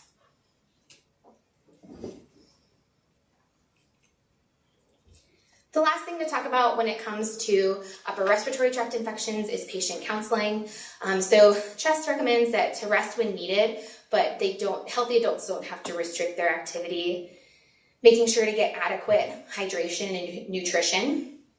Interestingly, patients receiving information and reassurance was associated with higher satisfaction. We do have data, that receiving an antibiotic prescription also increases patient satisfaction, but it's nice to know that at least having that counseling and reassurance is also associated with increased satisfaction. It's always good to let them know that symptoms may last for more than 2 weeks. There are risks and benefits of supportive care, reassuring them that antibiotics are not necessary, and to follow up if symptoms worsen or exceed the expected recovery time. Before we move into vulvovaginal candidiasis, any questions? Common cold? Support upper respiratory? All right, if you have them, I'll be around. Yep. Oh, just the Vicks thing, Mm-hmm. Having people inhale oils or petroleum products by putting it on their lip. Do you ever tell them about that, or it's not enough to? Yeah, so the question, are you talking about more like essential oils? Essential oils are like in Vicks, Vicks is petroleum products, and, I don't like to think of children inhaling all that. Sure. So the question is, the recommendation. A lot of people do it. They do, yeah. So the question is about recommending a petrolatum-based product and children inhaling oils. I didn't come across any data for harm and things like that in pediatric patients. And so I want to say it's approved. It's approved even lower than a year old for use. So it's approved down to a very, very young age, of course, with supervision. But yeah, I didn't come across anything in particular. I know essential oils are really popular right now, though, too. They do. It's been a while since I worked with these products, but we used to tell people not to use it in children younger than 2 because it caused respiratory collapse. Yeah, so the question is using it in children under 2 because of the issue with possible respiratory collapse. I think certainly to both of your points, if a patient does have any baseline respiratory issues, it would be a concern and something to avoid. Yeah, and then in the actual Vicks study, let's go back 1 second. This was in children ages 2 and 11, so at least the age of 2. They do have baby Vicks, and it's Yeah. not as potent. I mean, it doesn't appear to be as potent from our standpoint when we have the 2 at our house. So. Yeah, and then there was a comment that there is baby Vicks. Absolutely, there's a ton of Vicks. I was in the pharmacy looking at all the Vicks. But yeah, there's a baby Vicks that appears not to have maybe as strong of a menthol component in particular. All right, great commentary. All right, let's move on to vulvovaginal candidiasis. Oh, yep, sorry. So how do you feel about Vicks on the bottom of the feet with socks on? I think that all the time people come in. You never run across it. Yeah. I've heard that too from patients. Yeah, so the question is Vicks, put it on your feet and then put your socks on. I think this is just clinical opinion, I haven't read it anywhere, but to me, that's just kind of the petrolatum component. I think you could probably put Vaseline and get the same or similar effects, but I didn't come across any evidence for it. All right. So next up is vulvovaginal candidiasis. So of course this is symptoms of itching, irritation, and discharge due to the growth of Candida. It's estimated that over 70% of all women will have this. What's interesting is that oral and intravaginal antifungals have similar efficacy as long as it's uncomplicated. So really it's cost, convenience, and patient preference for choosing the route. In addition, the latest candidiasis guidelines say that there is no preference between the topical products. So there was no statistically significant difference in short-term or long-term clinical cure rates or the short-term mycological cure rates. So I have some examples of OTC products that are available. You can see they range anywhere from 1 day to 7 days, depending on the product. And all of these are available over the counter, either as a cream or as a vaginal suppository. Olive oil group, I hope you're ready. All right, it is one of the alternative therapies for vulvovaginal candidiasis. So this study looked at ozonated olive oil versus clotrimazole in 100 women, and they were randomized to apply ozonated olive oil versus clotrimazole for 7 days. And they were followed for 10 days. There was no significant difference in severity of itching or discharge, but the clotrimazole did significantly decrease burning more than the olive oil. But both interventions were associated with improvement in itching, burning, and discharge from baseline. So that is one of the 2 uses for olive oil over there. Probiotics group, I think you guys are in the back, right? Fluorosor group, yep, okay. So this study was interesting because I think we've all heard a lot about yogurt and different probiotics in the setting of vulvovaginal candidiasis. So this was 89 women who they were going ahead and treated with clotrimazole cream for 3 days. So everyone was treated for 3 days with the antifungal. And then once a week for 4 additional weeks, they compared a vaginal application of a capsule containing Lactobacillus plantarum versus placebo. The patient perception of resolution of vaginal burning or itching, it was in 90% of women treated with the clotrimazole plus the lactobacillus versus 68% treated with the clotrimazole alone.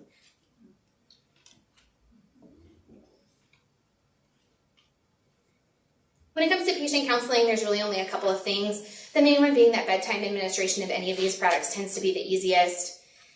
The main adverse effects are things like contact dermatitis, or vulvar irritation. And then, this was rare, but wanted to mention it, small amounts of systemic absorption may lead to things like headache, fever, and chills. What about comparing the creams to diflucan? Yeah, so there have been several meta-analyses and no difference as long as the intravaginal products are applied appropriately. Yep. What about boric acid crystals? Yeah, so boric acid crystals, I did see one study on those, but they were considered to be third line after the first 2. So after oral or intravaginal topicals. Okay. On to diarrhea.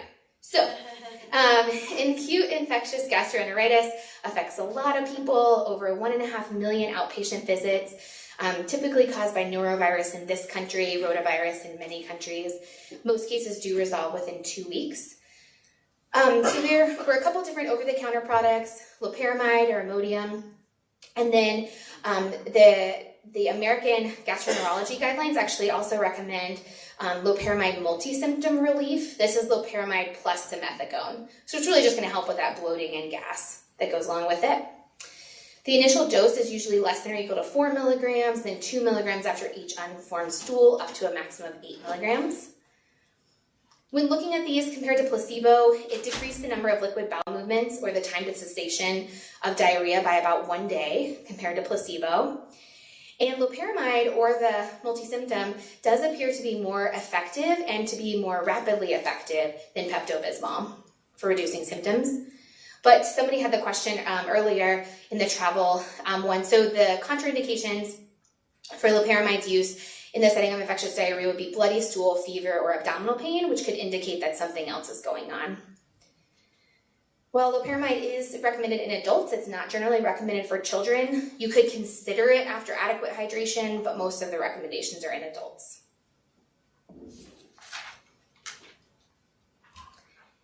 After or during diarrhea, as far as rehydration and feeding, starting oral rehydration therapy if dehydration is suspected.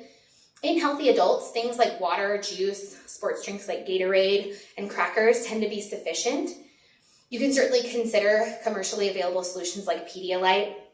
It's interesting because if you read quite a bit about these infectious diarrhea guidelines, over and over it talks about how in the US we use IV therapy so much. I mean, it's just kind of standard, if you go in the ER.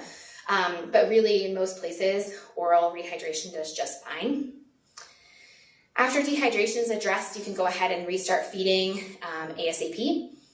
There is not significant evidence for avoiding solid food or dairy or the good old brat diet.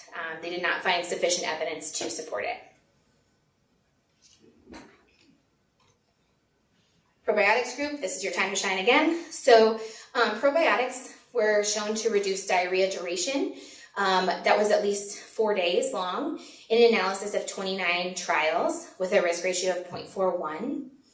There were consistent results with these 3 specific strains, so that's the reason you guys got Florastor, because it's the Saccharomyces. One of these, but these other 2 are listed as well. And as far as in children, probiotics reduce the duration of diarrhea in a big analysis of 35 trials by right around 1 day, so right around 24 hours. Keeping the same region, let's talk about pinworms.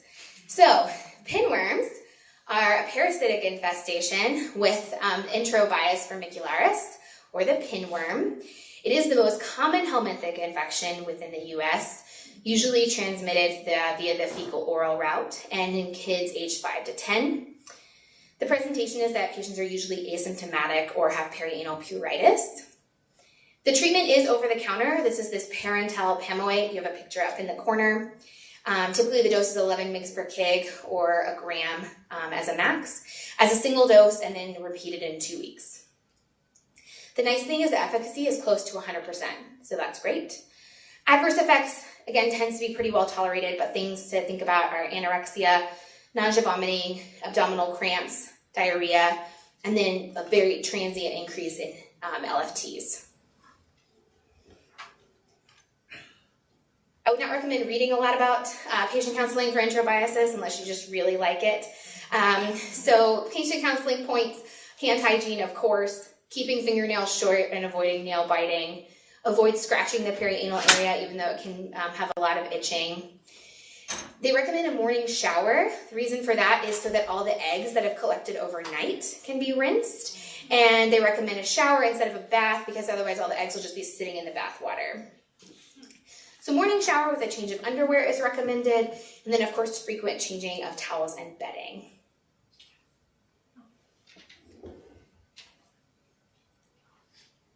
Again, is that considered as effective as albendazole or something like that? Yeah, the question is that considered as effective as albendazole?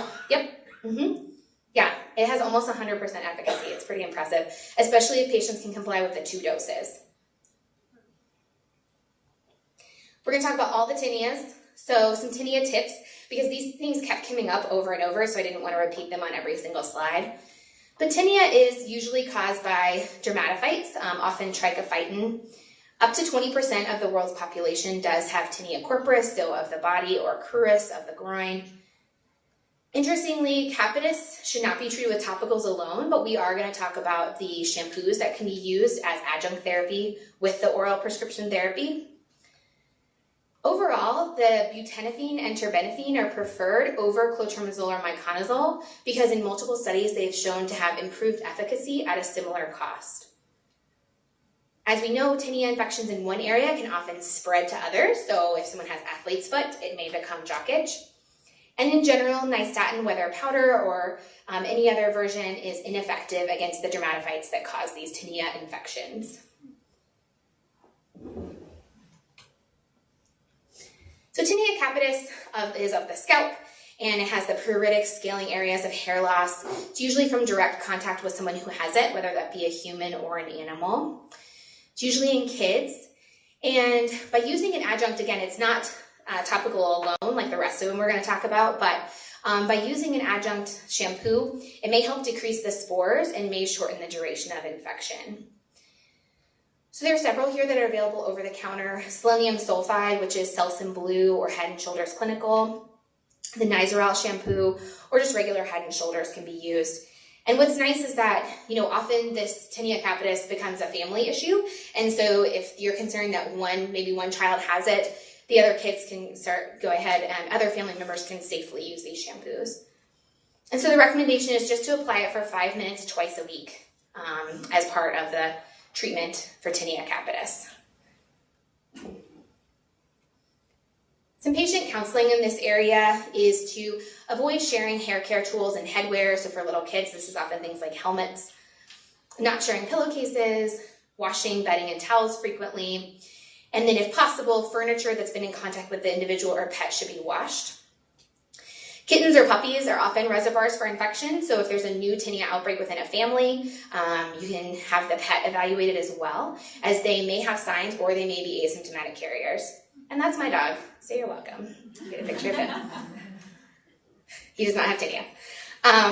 So tinea corporis would be ringworm. This is our tinea that occurs on the trunk, extremities, or the face. It's usually caused by the trichophyton rubrum, again from direct contact from an individual or animal that has it. Usually begins as this pruritic circular erythematous patch that spreads centrifugally, giving it its name of ringworm.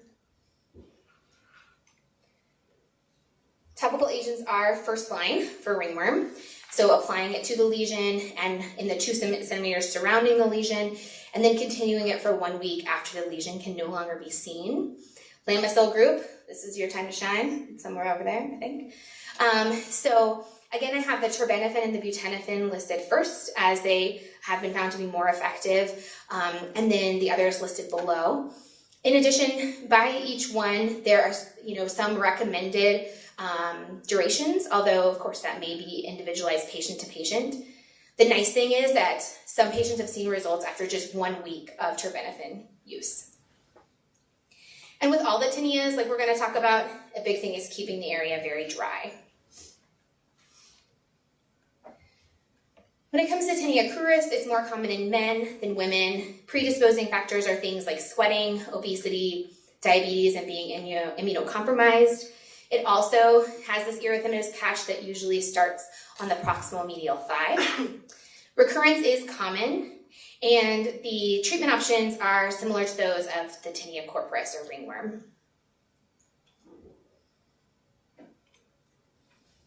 When it comes to pedis or athlete's foot, intradigital, so between the toes, is the most common. It's rare before puberty, so usually occurs in adults and adolescents, coming from them walking barefoot in areas like locker rooms or pools. You can see the same similar topical antifungals first line, and then some of them as you go down, you can see may take a month or more of treatment to clear.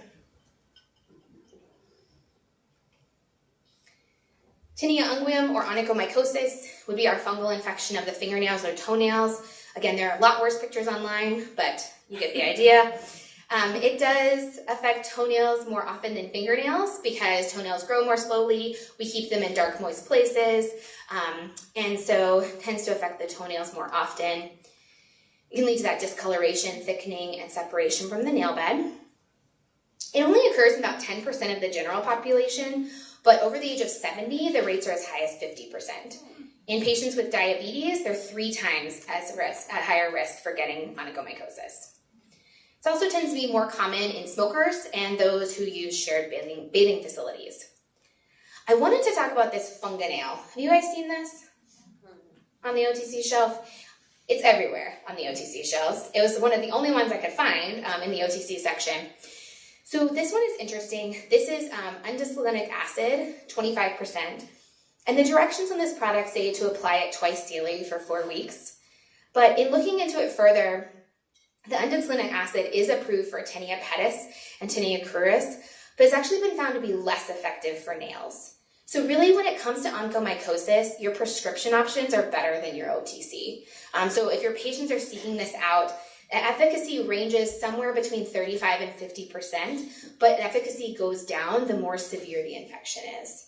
So in the setting of onychomycosis, I would recommend using a prescription oral or topical treatment option as opposed to something like Funganil that's available over the counter. Vicks, you guys are coming up again. So a lot of people heard about this study from a few years ago. This was a case series of 18 adults who had culture-proven onychomycosis, and they were treated with Vicks daily and followed for almost a year. At the 48-week point, about 28% had a negative nail culture, 22% had complete clearance of the nail, 56% had partial clearance, and 17% had no improvement. It's probably safe, but we don't have any, but we need additional studies beyond just 18 people.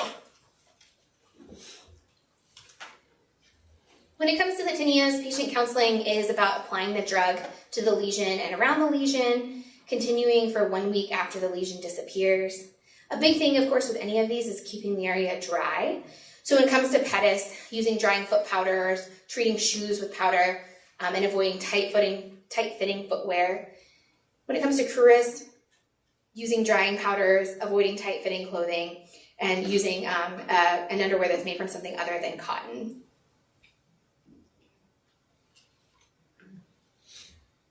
These are your OTC treatment options for tinea. I have it broken down by class. You can see they come in quite a few different products. Most of the instructions are just one application twice a day, and then duration depends on how quickly the lesion resolves. The last ones we're going to talk about today are lice. I almost started with this going head to toe, but I didn't want everybody to be itchy for the whole presentation. So this is pediculosis capitis, and what you have in the top right corner is that 42 of 50 states have shown in vitro resistance to our permethrins. We're not entirely sure what that means clinically, but in vitro we have resistance in almost all 50 states. The permethrin 1% liquid or lotion is the most studied. It works by inhibiting sodium ion influx causing paralysis, and it is recommended by the AAP. The alternative is perethrins. We'll talk about the difference between these two. So lice should actually decrease by 83% by day 2 and down to 46% on day 8. If live lice are seen after that first week, retreatment is recommended. Adverse effects of these can be asthma exacerbation. They do have some fumes associated with them. There can be some contact dermatitis, as well as some mild burning, stinging, and itching. I wanted to talk about the difference between Nix and Rid, since they are the two most common OTC products you're going to see. Nix is right there. You guys have it. So Nix is permethrin. This is the one that's recommended by the AAP, and it's approved for adults and kids over the age of 2 months old. The main difference between these two is how it's applied. So Nix is applied to hair that's been washed and just towel dried, versus Rid is applied to dry hair. Both of them, you wait 10 minutes and then wash with warm water, and then you typically repeat after 7 to 10 days, especially if live lice are seen. The main thing to keep in mind with Rid is that it is the alternative because resistance seems to be increasing faster with this product than with the Nix product. Can you say that again? Just real fast. Yeah, of course. So the Rid seems to have more resistance increasing. So Nix is the one recommended by pediatrics, AAP.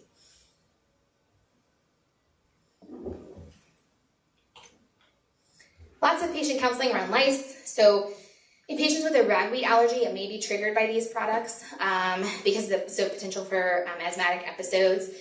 It's recommended to begin behind the ears and at the back of the neck. Recommended to rinse over a sink rather than in the shower or bath to try to limit skin exposure to the product. Interestingly, they say rinse with warm water, and that is purposeful. So rather than hot water, so that systemic absorption is minimized, so the skin doesn't vasodilate as much. Protect the eyes with a washcloth or towel. And then olive oil, this is your other time to shine. So we've looked at a few household products, and only petroleum jelly has evidence of killing the louse, yet 6% of the eggs did hatch. There are also interesting studies looking at mayonnaise, butter, and olive oil, which are not recommended. Mayonnaise in particular because it's a great medium for bacterial growth. The other use for nicks is in the setting of pediculosis pubis or crab lice. This is often sexually transmitted, usually presents with itching in the pubic area or the axilla. Super interesting. So, you saw that map where 42 states have in vitro resistance with pediculosis capitis. The pubic louse, the crab louse, has almost no resistance. Don't know why, but just different organisms. The CDC recommended treatment options for pediculosis pubis is permethrin rinse. So in this case, you can use Nix or Rid. Both of them are applied to the affected area and then washed off after 10 minutes.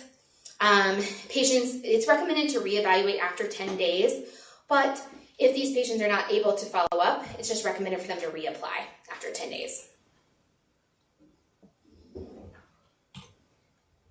Again, lots of counseling with this type of lice. So sexual partners should be treated at the same time. Non-sexual, other people living in the house do not need to be treated if they have no signs of infestation.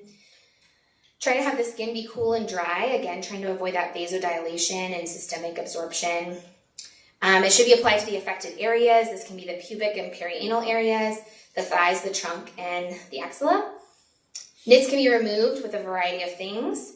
Patients should wear clean underwear and clothing following treatment, abstaining from sexual activity until they're reevaluated, and bedding and clothing should be washed in hot water and dried in a hot dryer.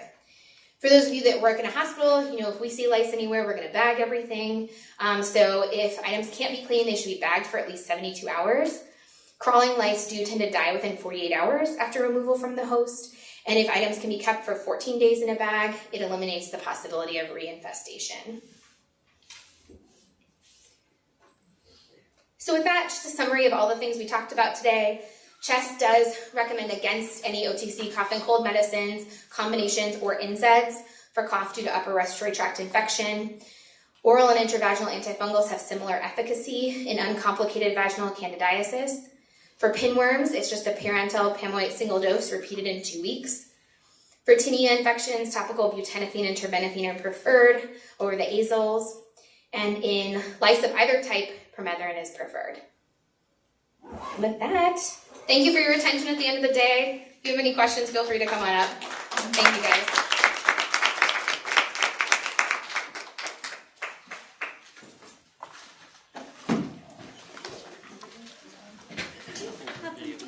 Find anything about something called silver-oxime?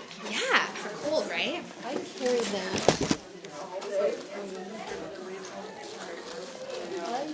And I'll put in yeah. And then this is a great one. Potassium because it increases the cortisol. Cool. And so this is all the time. And if you catch it right away, like the first, and just through your shoulder. I think I feel something coming in. Of course. That's great. And I think that the hard thing, so I wanted to talk a little bit more about echinacea, but there were just so many topics to cover. But I think it's interesting because in the labeling, it says to use 8 to 10 times a day on the first day. Yeah, and then and then some people take it for 6 months, like if they as a preventative measure. Yeah. So it's really interesting. All the studies are pretty heterogeneous when it comes to echinacea. Yeah, you want to No, it's gallegos. Yeah. Elder, but they it's got elderberry in it. They only say to take it. Yeah. It does affect your Oh, thank you. 9, like 9 Yeah. But it's mine's the biggest selling blue thing in Europe. Interesting. Yeah. I know. I was surprised. I didn't come across much about it at all. Yeah. Thank you. Yeah. Right? Of course. Yeah. I was downstairs. I thought I can't listen to antibiotic duration anyway. I have to go upstairs, right? And it was great, but Yeah. But vitamin C for prevention. Everything I think I saw said when symptoms, doesn't help, or when symptoms have started. What about people who take it for prevention? That was the one that has shown that overall, in the big meta-analysis, about an 8% reduction in the duration. And what doses were they taking? They were taking 200 milligrams, which, 200? Yeah, just 200 a day. That's just dropping it. It really is, right? Yeah. Because, everything we have is 500 or 1,000. Yeah, exactly. But yeah, that was the main dose studied in those studies. Okay. And then another thing that I appreciated the presentation about the fungal infection of the nails, because it was like looking at all of this stuff. I haven't found anything here really helpful. So I went to my doctor and I'm like, I had actually had an injury. Yeah. And then of course I don't get manicures, but one time somebody told me to get a manicure, like the one time I come back in that area with a fungal infection underneath the inner toe, right? So what happens is, I went to my doctor and she said, well, I can give you something for that, but you could also just soak in vinegar. It worked. Good. And I was like, sure, I'll do vinegar. Yeah, that's fine. Yeah, of course. I can soak it in vinegar for a couple, every day for a week or something, and it's just, the nails still obviously fall off eventually because it was injured with some blood under it too. Yeah. But all the fungus that was there, it just kind of like went away. I think that's great. And I think the main thing I wanted to bring up about fungal is that I feel like it's wasting people's money. Mm-hmm. Because I searched the OTC section and it's even like it's not all called fungal, but all of them, that's the main ingredient. It doesn't even work. And one of the docs that I used to work with, I couldn't make it to a derm presentation. He came over to my office and dropped off the grand rounds. And the dermatology was just recommending removal of the nail. And I was like, okay, that's a little extreme, but I can see. They're like, let us cut. Yeah. And I actually noticed with that one nail, which actually I didn't obviously continue doing it, but I had actually gone snorkeling quite a long time for a couple days before I left Hawaii. Yeah. And it started improving when I was there. And I thought I think it was just the concentration of the salt water. Exactly, the salt water. So water. you have the salt water and then you have vinegar. I thought, that's interesting, yeah. And, the other one is that new prescription. I never remember the name because I never recommend it. But there's that newer prescription that just got approved, I think, in 2016. And it's a prescription topical for the toenails, for onychomycosis. They sell that over OTC too, though, don't they, or no? This is another one. Oh, okay. That's prescription only. Okay. And it is so expensive. Outrageously expensive. Of course. And patients have to apply it for a year, 48 weeks. That's how take it's the studied. toenail off. Right? Yeah. Exactly. Soak it in vinegar. All right. Thank you so much. Thank you for doing that. What?